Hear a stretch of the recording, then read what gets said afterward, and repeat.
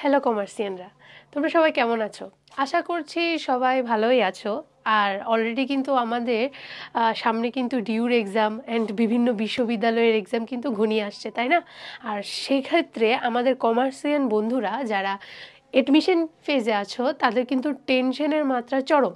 কেননা এত বেশি সিলেবাস, বিশেষ করে ফিনান্স, ব্যাংকিং, অ্যাকাউন্টিং, ম্যানেজমেন্ট, কমার্সের সাবজেক্টগুলোতে এত বেশি সিলেবাস, এত অল্প সময়ের মধ্যে গুছিয়ে আনা সবার জন্যই টাফ হয়ে যায়। অ্যান্ড এই সময় বিভিন্ন ধরনের কনফিউশন ক্রিয়েট হয় যে হ্যাঁ, আমি এই চ্যাপ্টারটা পড়বো নাকি ওই চ্যাপ্টারটা পড়বো, এটা আগে বেশি ভালো করে দেখা উচিত, ওটা একটু স্কিপ করা উচিত।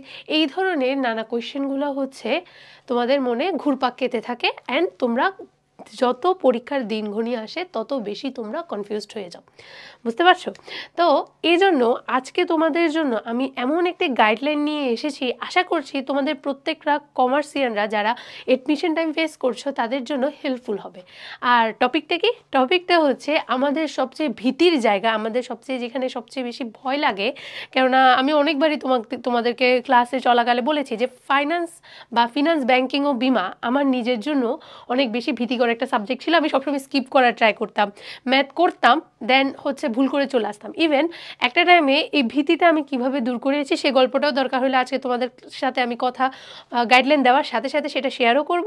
অ্যান্ড সেই ভীতিটা দূর করার পরেও যখন আমি এইচএসসি এক্সামে বসেছি বা এডমিশন ফেজে গিয়েছি তখন দেখা গিয়েছে যে আমার ম্যাথ ভুল হয়ে এসেছে অ্যান্ড আমি টাইমের কারণে করতে পারিনি। সো আজকে তোমাদের এই টপিকগুলো নিয়ে আমি কথা বলবো।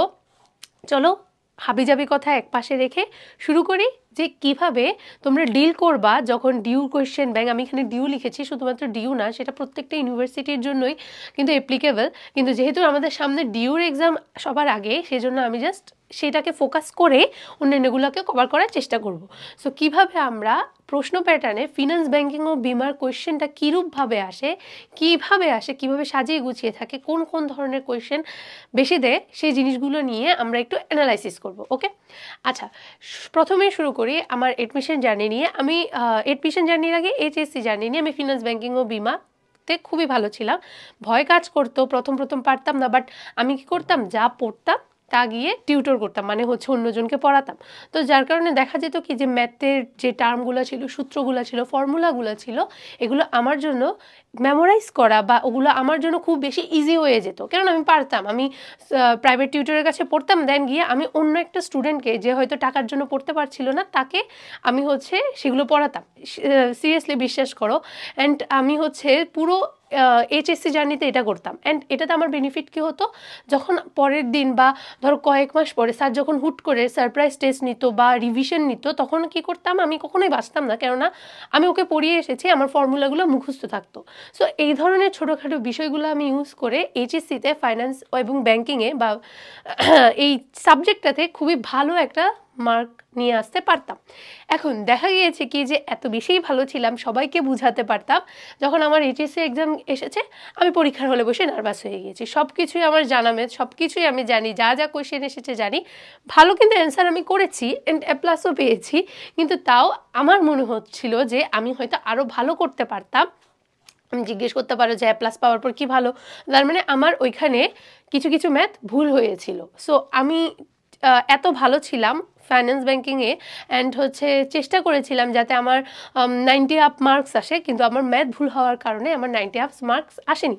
ওকে, এরপরে যখন আমি এডমিশন জার্নিতে গেলাম তখন আমি যে প্রবলেমটা ফেস করেছি সেটা হচ্ছে কিভাবে পড়াটাকে গুছিয়ে আনবো। যে প্রবলেমটা প্রথম আমি ফেস করেছি যে আমি কিভাবে ফিনান্সের পড়াটাকে গুছিয়ে আনতে পারি। এত পড়া, এত সূত্রগুলো তো মুখস্থ ছিল, এইচএসসিতে পড়ে এসেছি, কিন্তু কিভাবে সেটা গুছিয়ে আনবো সেটা আমি হিমশিম খেয়ে গিয়েছিলাম এইখানে। কেন বলো তো? কেননা ডিউর এক্সামে তো রিটেন থাকে, অ্যান্ড আমি কি করতাম, এইচএসসিতে থাকতে একটু ফাঁকিবাজ ছিলাম, রিডিং কম পড়তাম, জাস্ট সূত্র দেখে যেতাম। অ্যান্ড সবচেয়ে বেশি তোমরা যে প্রবলেমটা ফেস করবা এইচএসসি ব্যাচে সেটা হচ্ছে, তোমরা যখন ম্যাথের কোনো চ্যাপ্টার থাকে, যেমন অর্থের সময় মূল্য, ঝুঁকি, মুনাফার হার, মূলধন ব্যয়, স্বল্পমেয়াদী, দীর্ঘমেয়াদী অর্থায়ন, এই ধরনের সাবজেক্টগুলোতে কী হয়, সবসময় আমরা যখন সাবজেক্টটা ধরি তখন আমরা সূত্র মুখস্থ করি, ম্যাথ করি। তো অনেক সময় দেখা যায় কি যে ক খ যে সৃজনশীল প্রশ্নে যে থিওরিটিক্যাল কোয়েশ্চেনগুলো আসে, জ্ঞানমূলক কোয়েশ্চেন আসে, সেগুলো কি হয় আমাদের স্কিপ হয়ে যায়। অ্যান্ড আমরা কিন্তু ডিউর সার্কুলার আসে কিন্তু পরে, তার আগে আমাদের প্রিপারেশন শুরু হয়ে যায়। অ্যান্ড আমরা যখন প্রেপ করি তখন দেখা যায় কি যে আমরা অন্ধকারে ঢিল ছোড়ার মতো কিন্তু প্রিপারেশন নিই। যেমন আমাদের সময় কি হয়েছিল, আমাদের আগের সময় রিটেনে খ নাম্বারের বড় বড় কোয়েশ্চেন এসেছিল।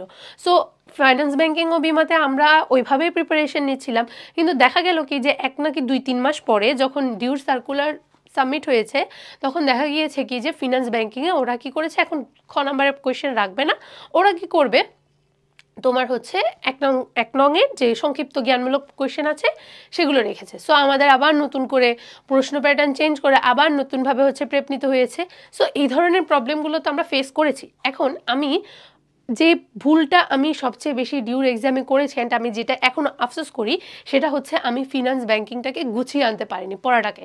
আমি কি করতাম, প্রশ্ন ব্যাংক নিতাম, আমাদের হচ্ছে যে একাডেমিক বই আছে সেটাও নিতাম, খাতা নিতাম, দুইটা একসাথে দেখার চেষ্টা করতাম। যে কোচিংয়ে পড়তাম সেখানে স্লাইড ম্যাটেরিয়ালস যেগুলো দিত ওগুলো সহ নিয়ে বসতাম, 3টে একই সাথে আমি ফোকাস করার চেষ্টা করতাম। এখন তোমার হাতে যদি অফুরন্ত সময় থাকে তুমি করতে পারো, তুমি যদি পড়াশোনায় খুব ফাস্ট হও তাও তুমি এই জিনিসটা করতে পারো, যে ঠিক আছে আমি হচ্ছে 3টা জিনিস নিলাম, ম্যাটেরিয়ালস নিলাম, এরপর হচ্ছে তোমার বইও নিলাম, এরপর প্রশ্ন ব্যাংকও নিলাম। কিন্তু আমি ছিলাম একটু লো লার্নার, মানে কি বলবো যে আস্তে আস্তে পড়া শেখা হতো। 1 ঘন্টা পার হওয়ার পরেও দেখা যেত কি যে আমি মাত্র 2 পেজে আছি এরকম।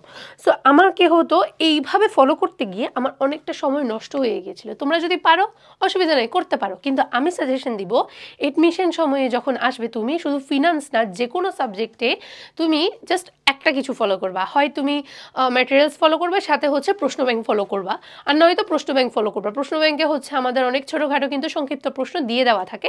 সো ওইভাবে প্রিপারেশন নেওয়া আমার দরকার ছিল, যেটা আমি করিনি। এখন তুমি বলতে পারো যে আমি কেন তোমাদেরকে এই স্টোরিগুলো বলছি, যে আমি তো নিজে জগন্নাথে পড়ি, আর আর আমি তো ডিউতে এডমিশন নিতে পারিনি, কিন্তু কেন বলছি, আমি এই কারণেই বলছি আমার ভুলগুলো, যাতে আমার মতো একই ভুল তোমরা না করে যাতে তোমাদের ডিউ মিস না হয়, সেটার জন্য বলছি যে আমি এই ভুলগুলো করেছি, প্লিজ তোমরা এই ভুলগুলো করো না, নাহলে তোমাদের কিন্তু ডিউ মিস হবে। আর সবসময় একটা জিনিস মনে রাখবা, সবসময় সফল মানুষদের থেকে সফলতার কাহিনী শুনতে যাবে না, ব্যর্থ মানুষকে খুঁজে তাদের কাছ থেকে জানার চেষ্টা করবা যে তারা এমন কি ভুল করেছিল যার কারণে সেটাতে ব্যর্থ হয়েছে, অ্যান্ড সেই জিনিসটা তুমি নিজের মধ্যে এনরোল করো যে তুমিও কোনো ভুলগুলো করছো না। তো এখন তোমরা আমাদের খুবই কাছের, সো তোমরা যাতে সেই ভুলগুলো করতে না পারো, তাই আমি যে ভুলগুলো করেছি সেগুলো তোমাদেরকে শেয়ার করছি। সো কি করতাম, গুছিয়ে নিতে পারতাম না যে কোনটা ফলো করব। সো তোমরা সবসময় ফোকাস করবা যে একটি বুক ফলো করার জন্য, হয় কোয়েশ্চেন ব্যাংক হইলে কোয়েশ্চেন ব্যাংক, আর না হতো ম্যাটেরিয়ালস যেটা দেয় তোমাদের কোচিংয়ে বা আমাদের এখানে হালকেনস্টাইনে বিভিন্ন ক্লাসের মধ্যে তোমাদের স্লাইড কিন্তু প্রোভাইড করে। সো ওইগুলো বা যে কোনো কিছু, সো একটা জিনিসই তোমরা ফলো করার চেষ্টা করবা। সো ডিস্ট্রাক্টেড হবে না, এটা পড়বে না এটা পড়বে না। কেননা বলছি কেননা কোয়েশ্চেন ব্যাংক বা ম্যাটেরিয়ালস যেগুলো থাকে সেগুলো কিন্তু সংক্ষিপ্ত আকারে কিন্তু তোমাদেরকে দেওয়া হয়। তার মানে কি, তোমরা অটোমেটিকলি বুঝে যেতে পারো যে ওকে এই পোর্শনটা স্কিপ করা যায়, এই পোর্শনটাতে ফোকাস করি, কেননা এগুলো অবশ্যই বিভিন্ন বিগত বছরের প্রশ্নগুলো অ্যানালাইসিস করে এই টপিকগুলো ইনক্লুড করা। সো তুমি জাস্ট ওগুলাতে ফোকাস করবা। এখন আসি যে কীরকম প্রশ্ন আসে, এই এতক্ষণ পর্যন্ত যা বললাম সেটা হচ্ছে তুমি কিভাবে পড়তে পারো। আর এখন আসি যে ডিউর ফিনান্স এবং কোয়েশ্চেন ব্যাংকে কী ধরনের কোয়েশ্চেনগুলো আসতে পারে। সো আমি একটা জিনিস তোমাদেরকে শেয়ার করি, সেটা হচ্ছে ঢাকা ইউনিভার্সিটিতে তোমার যে একটা কি বলে না, স্পেস কিভাবে তুমি ইভালুয়েট করবা, স্পেসকে কিভাবে তুমি ব্যবহার করবা, এটার উপর কিন্তু তোমাদের এক্সাম নেওয়া হয়। কিভাবে এক্সাম নেওয়া হয়, এখন তুমি বলছো কিরে এই ধরনের কোনো এক্সাম তো পড়ি নাই কোথাও সার্কুলারে, এটা তোমাদের এক্সামের সাথে রিটেন এক্সামের সাথেই নেওয়া হয়। তুমি দেখবা যে তোমাকে যখন একটা কোয়েশ্চেন দিবে, ধরো লিখলো ঝুঁকি এবং মুনাফার মধ্যে কি সম্পর্ক, এরকম একটা কোয়েশ্চেন দিল, দেন ওরা কি করে একটা নিচে এই ঠিক এতটুক বরাবর একটা ঘর দিয়ে দেয়। তোমার লেখার অনেক কিছু আছে, তুমি চাও অনেক কিছু লিখতে, কিন্তু তোমাকে এই পোর্শনটুকুর মধ্যে তোমাকে সেটার অ্যান্সার করতে হবে। তুমি যাই অ্যান্সার করো না কেন তোমাকে এই পোর্শনের মধ্যে সেটাই অ্যান্সার করতে হয়।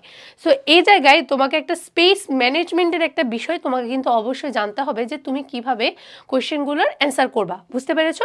এবার আসি আমরা যে এই জায়গায় যে অ্যান্সারগুলো ছিল, আমার একটা ইনসিডেন্ট মনে পড়ে এখনও, যে ডিউর প্রশ্ন ব্যাংকে ডিউর এক্সামের সময় আমাদের একটা কোয়েশ্চেন এসেছিল, ম্যাথমেটিক্যাল একটা কোয়েশ্চেন এসেছিল।